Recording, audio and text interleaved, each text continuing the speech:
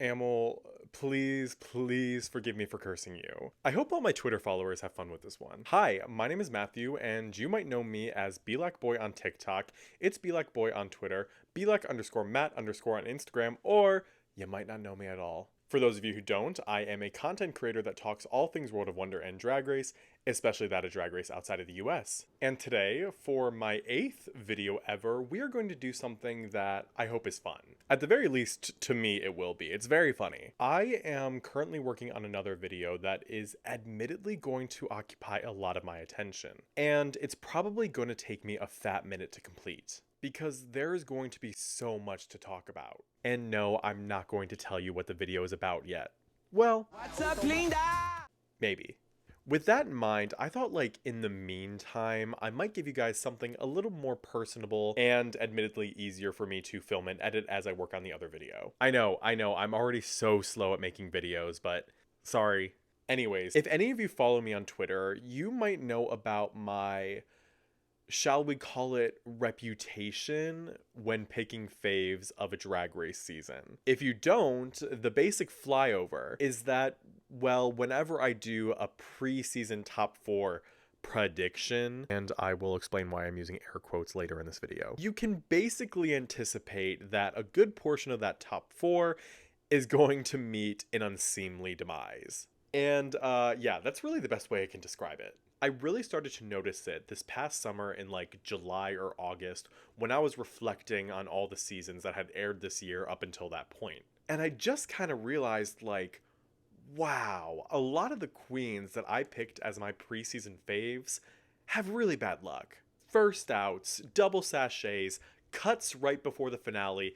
It is a massacre almost every single time. And of course, as one does when they are chronically online, I had to share it on Twitter. And it kind of became a meme. Well, maybe meme is the wrong word, but more of an inside joke with me and my friends and the community I have on Twitter. Eventually, a mutual of mine, Anna at BratPackBimbo, dubbed it the Belakboy Curse, which definitely gave me a giggle when I first read it. Now, every time a new season is about to come out and I pick my preseason faves, the inside joke is I've inadvertently tainted them with my very acknowledgement, which makes it very difficult when you want to celebrate all these artists, but like Midas, I've touched their Drag Race careers and doomed them to an unfortunate fate. My personal favorite interaction is when Drag Race Down Under Season 4 got announced for casting. I quote tweeted and I said how I want one of my favorite Australian drag artists, Gloss, to compete on the season and win. And then both Ivory Glaze and Amyl from Drag Race Down Under Season 3 were in my replies. Amyl said, "Thanks for nothing, you've just cursed yet another queen." And Ivory Glaze said, "Be quiet, we want her to do well." Now that 2023 is coming to a close, I thought it would be fun if we take a little trip down memory lane and look at all of my pre-season top 4s to see if the Belakboy Curse has some actual validity. Because if not only one, but 2 Drag Race alum have commented on it, it must be potent. As usual, before we get started, I would like to go over a couple of notes and disclaimers to make sure we're all on the same page. I know that the title of this video says predictions, and I know that I've said the word predictions all the way up until this point, but the more accurate term is probably manifestations. Predictions was just clickbait, because what I want to happen in a season of Drag Race and what I think is going to happen in a season of Drag Race are 2 very different things. I'll explain more further down the line because I think there are some good examples that really exemplify what I mean, so keep an eye out for that. Another thing that I'd like to note is that my pre-season top 4s are just that. Pre-season. Did I do that the right way? Pre-season. We'll see what happens in post. These are my top 4 predictions from the promo reveal and the Meet the Queens, not necessarily when the season is airing. Top 4s are subject to change. As you watch a season, your opinions change. So this video is specifically talking about my pre-season top 4s. Get it? Got it? Good. So anyways, I've decided to arrange this list in descending order from my most successful top 4, the least cursed, to my least successful top 4, the most cursed. And by successful, I mean, of course, how many did I get correct? And spoilers for any of you who were curious, there was not a single season this year where I got all 4 correct. But there was one season of Drag Race this year where I did get 3 out of 4 correct. And that season was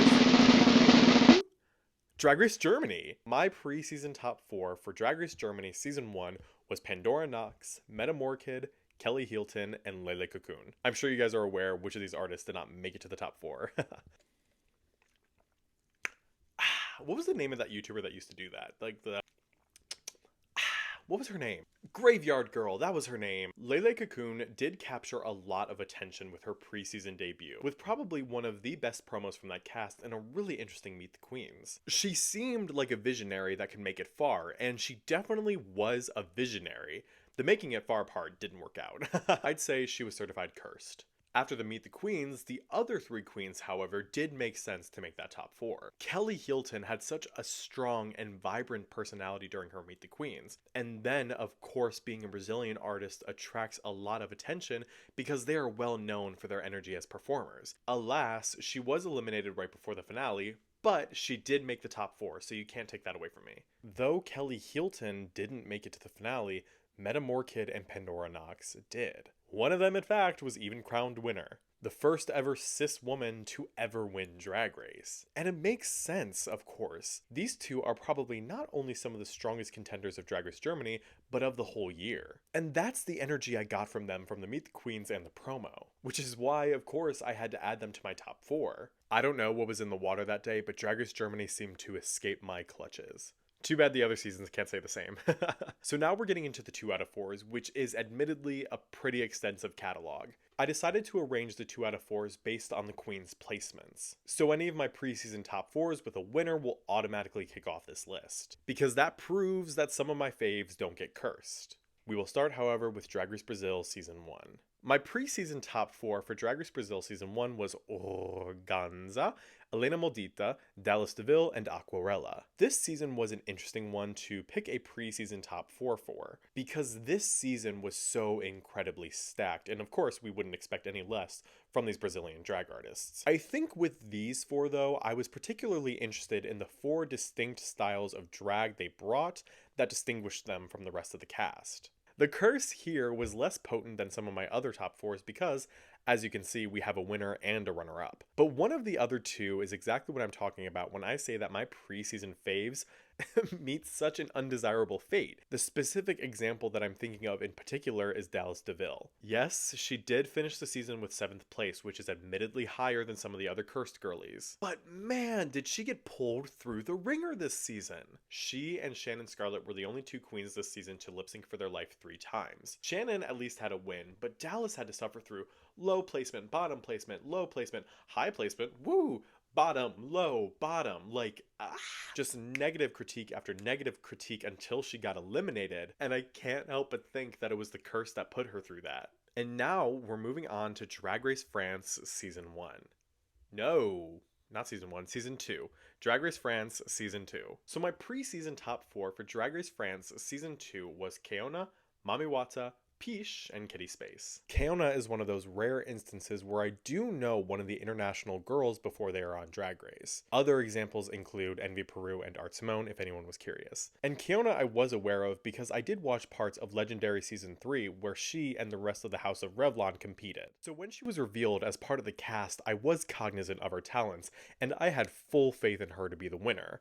Now, to be fair, this was before I was really picking up on the Belakboy Curse, so I went into picking her as my number 1 fave without any reservations, as I should. Mami Wata is a really interesting one though, because it wasn't looking good for her for a while there. As the season went on, she never won a challenge, so it seemed like her chances of making that top 4 were getting slimmer and slimmer, but she managed to do it, thank God. I love Mami Wata, so I was very proud to see her in that top 4. The interesting one here from my preseason top 4, I think though, of course, is Piche. So Piche shockingly got eliminated in episode 4 of Drag Race France Season 2, with a challenge win under her belt no less. And so if you keep in mind that Kitty Space was also in my preseason top 4, then by episode 4, half of my top 4 was gone. And yes, I did say the number 4 many times in that take, I'm sorry. But then, miraculously, Piche returned into the competition. Before she returned, I was still sitting at only half of my preseason top 4 still competing. So when Piche returned back at the top 5, I was like,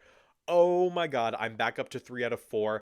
I am still in it to win it. And then she got cut right before the finale. So sorry, Piche. It looked like it was looking good for you there, but that's life when I pick you as one of my favorites. So now we are moving on to a season of Drag Race that nobody besides me and 15 other people have watched. And no, I will never stop making that joke. Drag Race Sverige Season 1. So my pre-season top 4 for Drag Race Sverige Season 1 was Admira Mother Thunder, Vanity Vane, Santana Sex Machine, and I'm a Queen. The one from this group that definitely got hit with the Belakboy Curse was probably I'm a Queen. And I say that because, well, I'm a Queen was, for about 3 episodes, the frontrunner of Drag Race Sverige Season 1. Her track record up until her elimination was win, high, high. Undoubtedly the best track record of everybody there. But then, by a weird twist of fate, got eliminated by the returnee. And not just any returnee, the icon, the legend, Antonina Nutshell.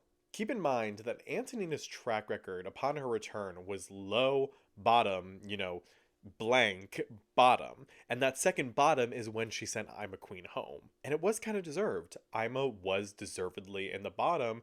Antonina deservedly won that lip sync. Ima deservedly went home. But of course, with the Belakboy Curse, it just had to shake out that way. If you want more of my thoughts on this specific situation and Drag Race Sverige Season 1 as a whole, you are welcome to go watch my other YouTube video about it. And as an aside, you also might be asking yourself, like, hey, Matthew, why is this being ranked below, Brazil or France, because it also seemingly has a winner and a finalist, etc., etc. Well, interestingly, one of the things I noticed that I didn't even think about until I was making this video was that every season up until this point, my pre-season winner won the season.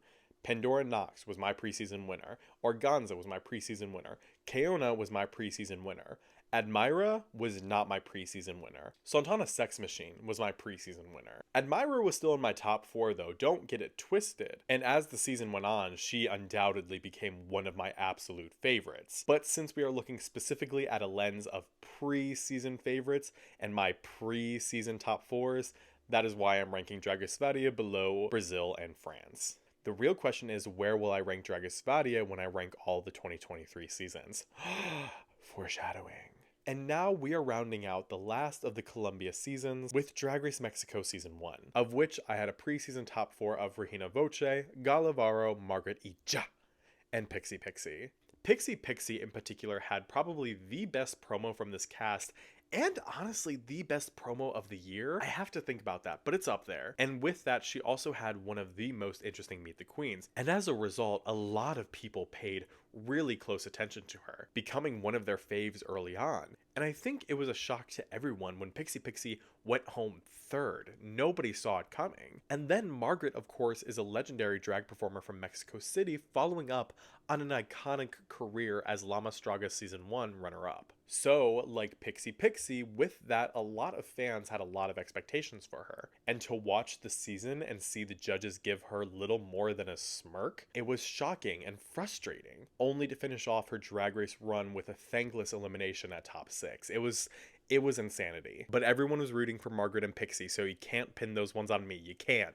Rolling on through the 2 out of 4s, next we have Drag Race All-Stars Season 8. I know, I don't want to talk about it any more than you guys do. All-Stars 8, I had a preseason top 4 of Candy Muse, Jessica Wilde, Lala Ree, and Mrs. Kasha Davis. And some of you might be looking at me crazy and saying, Matthew, Jimbo wasn't in your top 4? That's crazy. It was so obvious that Jimbo would make it to the end. To which I say, unidentified audience of my video, yeah, I agree. Okay, so All-Stars 8 is a great example of what I mean when I say that my preseason top 4 predictions are not necessarily predictions. The second that I saw Jimbo was on that cast, of course I knew she was going to make it to the finale. There were no ifs, ands, or buts about it. That is what I thought would happen, my tangible prediction. But it's not necessarily what I wanted to happen. What I wanted to happen was for Jessica Wilde, Candy Muse, Lala Ree, and Mrs. Kasha Davis to dominate the competition, and for Jessica Wilde to go home with $200,000. But no, of course that didn't happen. Mrs. Kasha Davis wanted to go home to her husband, Lala Ree got blindsided by Alexis Michelle, Jessica Wilde got cut right before the finale, at top 3 no less. That was just a little nasty. And then the producers tried to rig the finale against Candy Muse by making her do the finale performance dozens of times, and trying to change the lip sync song last minute. But you know, c'est la Belakboy Curse. Why oui? That was me trying to speak French. Do you know what else speaks French? Drag Race Belgique, which is the next top 4 that we will be looking at. Merci beaucoup. Did you guys see how good that transition was? My pre-season top 4 for Drag Race Belgique Season 1 was Athena Sorgalikis, who now goes by Athena Leakis, I wonder why. Susan from Grindr, Valenciaga, also, hi Valenciaga, je t'aime, and Mocha Bonet. Okay, I will be honest and say that this season for me, pre-season, was really hard to get a read on all of the queens. And I don't know why, but it was a little difficult to pick a pre-season top 4. For example, unlike other seasons, there wasn't a single one individual queen on Drag Race Belgique Season 1 where pre-season I said, yes, winner, icon, legend, right out of the gate. This top 4 was more so queens that piqued my curiosity and made me say, okay, you've got my attention, let's see what you got. But of course, piquing my interest means you are doomed on a season of Drag Race. Especially Mocha Bonet and Valenciaga, who I think consistently got used as punching bags this season. Both of them were kind of used as like free bottom placements for the producers. It was really crazy. And now I would like to move on to RuPaul's Drag Race UK Series 5. I'm going to be so honest with you guys, even though the cast reveal for UK 5 wasn't that long ago, I don't exactly remember who my preseason top 4 was. A lot of these top 4s I have like well documented on my Instagram story archives or my Twitter. I don't think I ever did that sort of thing with UK5. But if I recall correctly, this is the top 4 that I sort of maybe kind of remember putting together. Tamara Thomas, Dee Licious, Kate Butch, and Caramel. Yeah, so this is going to be one of the rare ones where each of these eliminations happened like back to back to back to back. There's going to be one other on this list because it's like a straight through line of like Caramel 6th place, Kate Butch 5th place, Dee Licious 4th place, and Tamara Thomas 3rd place. Luckily, Dee Licious and Tamara Thomas made the top 4, and luckily Tamara Thomas made the finale itself, as she should, as the icon and legend that she is. But still, her not getting the chance to lip sync, that kind of hurt my soul a little bit. But it didn't hurt as bad as the next top 4 on my list of Drag Race Down Under Season 3, which is by far my least successful of all the 2 out of 4s. I did make a whole YouTube video where I did a cast assessment of Drag Race Down Under Season 3, and in that video I did put my money on my pre-season top 4 of Floor, Hollywood Star, Ivana Drink, and Amyl. Floor finished the season with 3rd place, getting cut right before the final lip sync, just like Tamara, which was truly one of the most heartbreaking things to watch. One of the most shocking things to watch, however, was Hollywood Star's elimination. I do think that in that challenge, in that lip sync, it was a fair decision, but never in a million years did I think that Hollywood wouldn't be a finalist. She just screamed winner both on and off the show. I mean, after all, I do think that besides Isis, she was the only other queen that season that won more than one challenge. But seeing her get cut right before the finale, whew, all because I had the nerve to call her a winner. Like, I just look at this promo look and I just see a winner. And then, oh, Amyl. Amyl.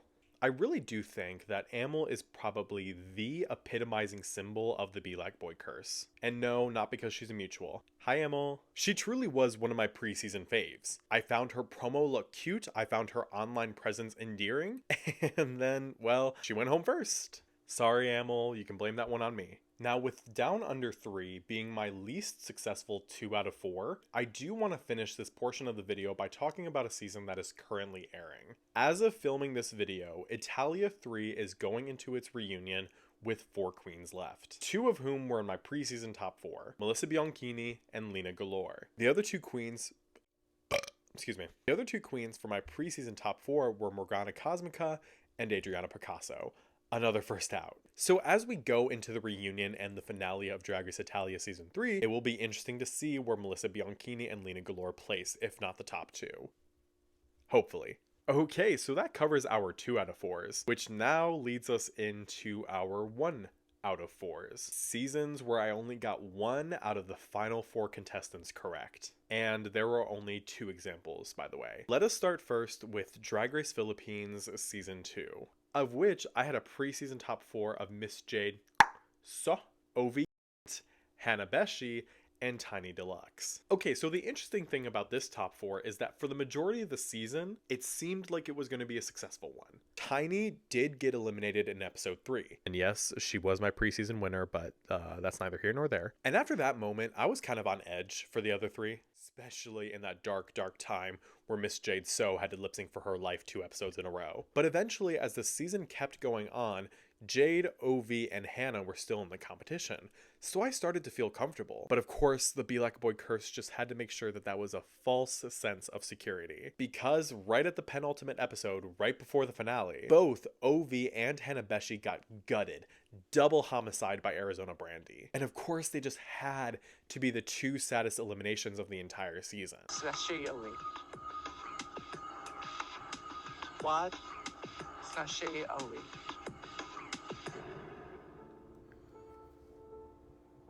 Okay, so the next one is fully one of my crazier ones. So please, please, please, please, please, with the cherry on top, don't judge me. Season 15, of which I had a pre-season top 4 of Lux Noir London, Malaysia Baby Doll Fox, Aura Mayari, and Robin Fierce. Now hold on.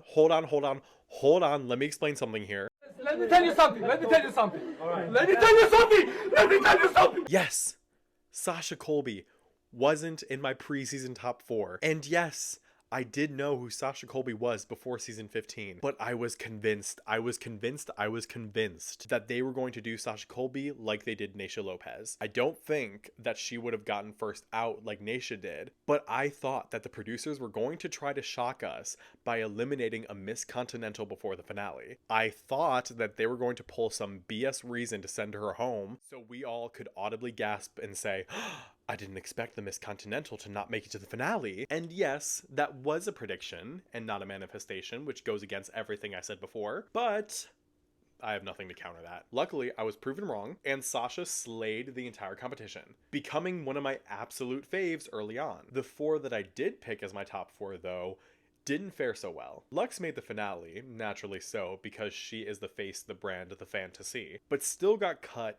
3rd/4th. Malaysia finished the season with 8th place, quite literally right at the middle of the competition. Aura Mayari I picked as one of my preseason faves because she's one of the few Drag Race contestants and the only one from this season that I've actually seen in person perform live before they got on the show. She did get a win, but then she only cracked top 10. And then Robin Fierce. Poor Robin Fierce. The curse got her in a different way than normal because, well, she didn't get an edit at all. So yeah, that was the chaos of my season 15 top 4. Please don't judge me. Please don't judge me.